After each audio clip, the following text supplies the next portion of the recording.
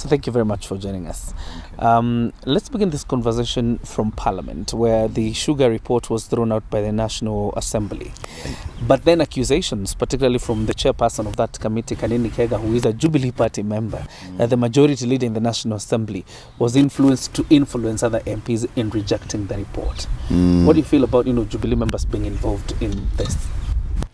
There has been lots of vested interests in the saga.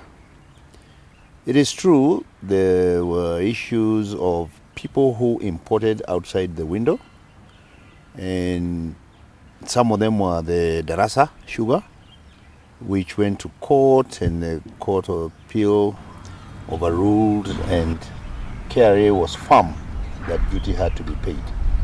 In this particular sugar issue, there was a window which was opened with a gazette notice by the Minister for Finance as a result of a cabinet decision because of the looming shortages. And what happened is that they did not give limits to the amounts of sugar that can be imported.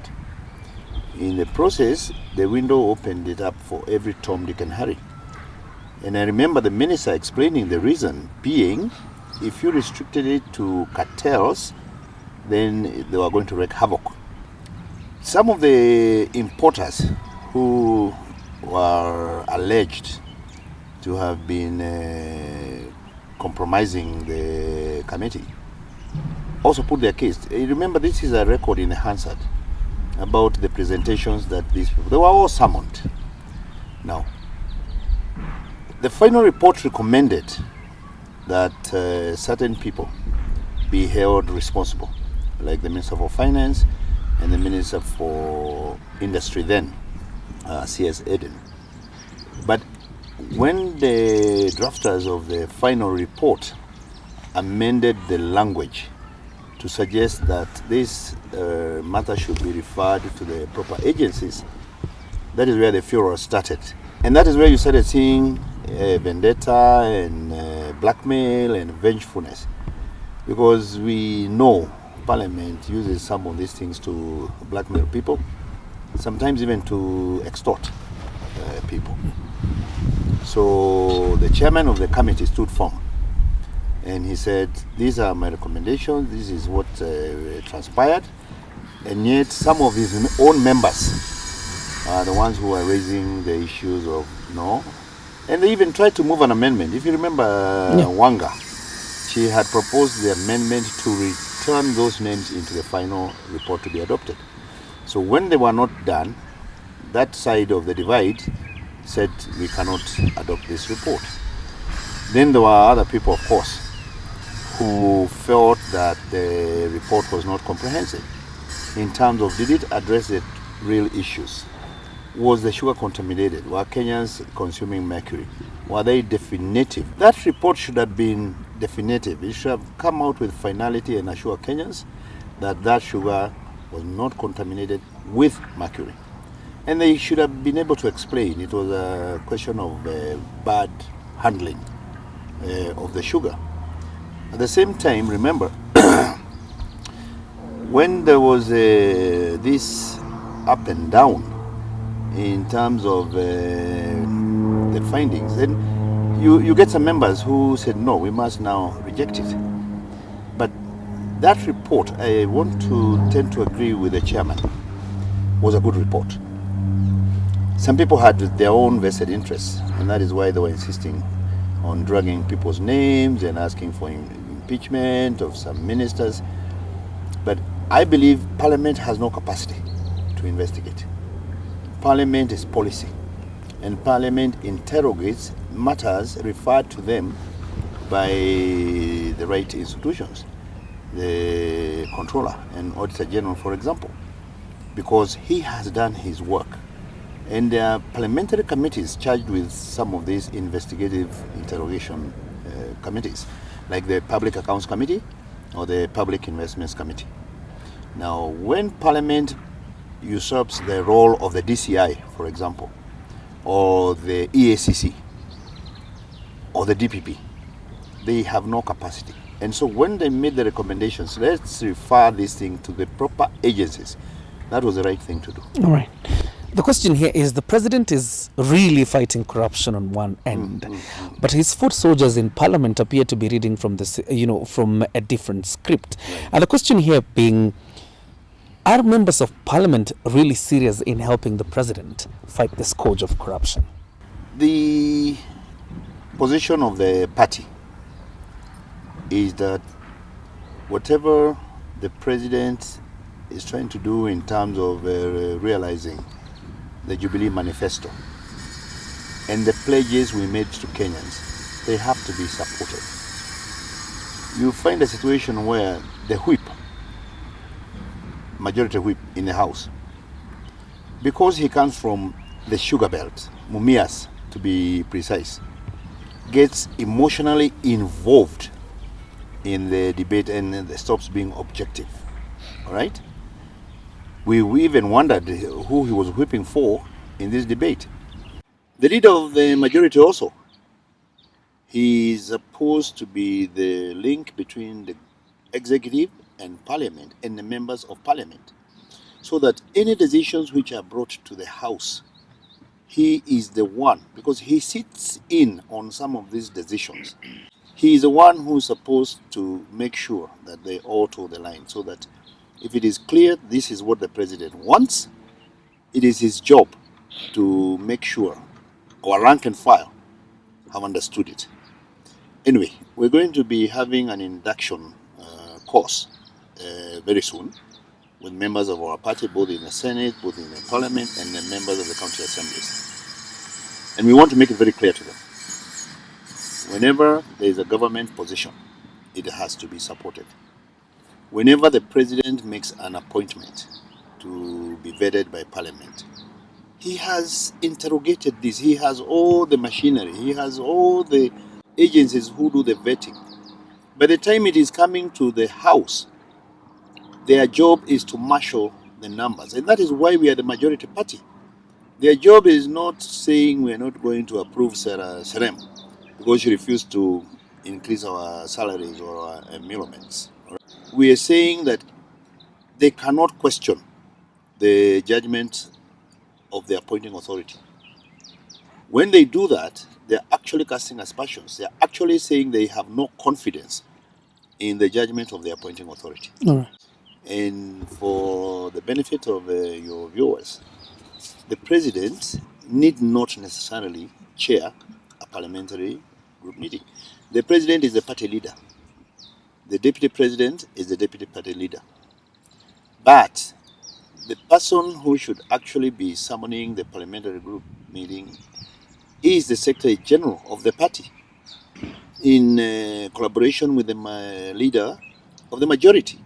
So when we have this caucus, it can be constituted as a PG. But the president it's up to him whether he wants to be or not to be there. I'll take you back to a statement you said, about members of parliament questioning the appointing authority, particularly those who come from Jubilee. But recently, the president made an appointment of the former Kenya Power Managing Director, Ben Chumo, who a week after his appointment was later arrested by the Directorate of Criminal Investigations. And Parliament has already rejected his nomination to that effect. And the question people are asking is, did the president do due diligence on this candidate before nominating them? It is the same presumption of innocence. I'm sure he must have been aware of some of those allegations. But on the other hand, he was satisfied with the performance of Ben Chumo. Remember, this is one guy who was in charge of the last mile. And the last mile has taken power to every single rural area market. By over 70%, Kenya now is fully connected. All the street lighting you see here is the work of Ben Chumo. Those guys can go on with their investigations and allegations. And I'm sure Ben was not removed because of that. It was because the committee was not satisfied in terms of maybe his responses to the areas that they were interrogating. But to use that as the reason again would be manifestly unfair to Ben. Because these allegations, if, for example, the court now finds Ben is innocent in the future, they will have done him a lot of injustice. They would have tarnished his reputation. And then, what recourse will Ben have? Yeah. Let's move to the agenda of the ongoing demolitions. Because much of the talk is the president is doing a fantastic job in terms of doing the demolitions. Tell me, perhaps from where you sit as a vice chair of the party, what informed the decision to start these demolitions? There is a multi-agency committee that was formed. Remember, the chief of staff is a member of tourism, Minister Najib, environment secretary, the governor himself, and the whole idea was to clean up Nairobi to start with. Clean up Nairobi River, all right? Now, these are properties built on riparian, which feed the Nairobi River, for example, or the Athi.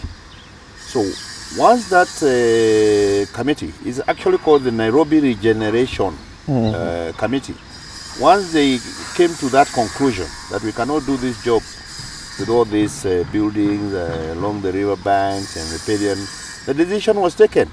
Now, once we have established that so-and-so was responsible for doing this, and quite clearly it was illegal, you cannot then come and say, because it was a government officer who committed an illegality, the government can be held responsible. How?